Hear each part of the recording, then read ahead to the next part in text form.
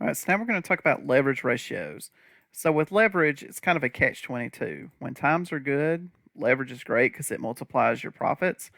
But when times are bad, it's going to amplify your losses. So these will be our leverage ratios. First one we have is total debt ratio. So from the balance sheet, this is going to be equal to total liabilities divided by total assets. And we'll drag that across. We'll do formatting at the end. Next, we have the long-term debt ratio. This is just long-term debt over total assets.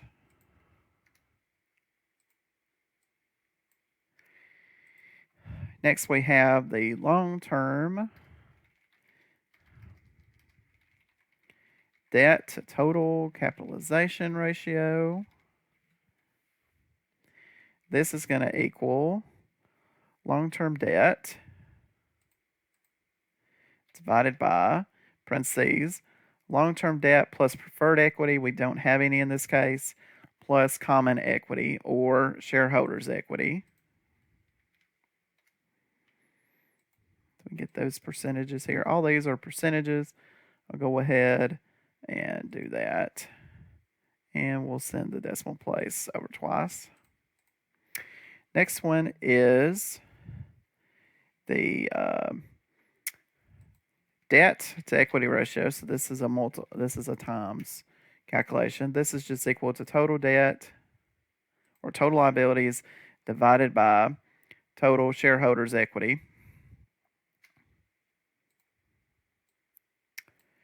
And then this is a times ratio, so I'm going to copy that formatting here.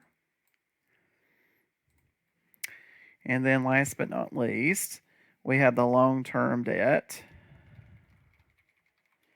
to equity ratio.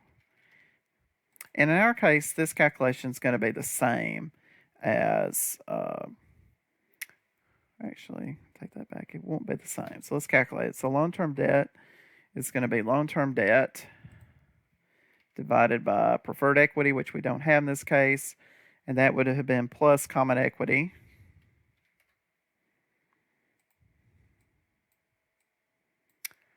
So this is a percentage to 2 decimal places. So you can see overall this company is relatively highly levered, not as much long-term as they are short-term. But that is something to definitely consider, and their debt has most certainly increased, as we can see from the debt to equity ratio and the other ratios too. They've all these leverage ratios have increased in the past year. So they have increased their financing through debt from 2019 to 2020.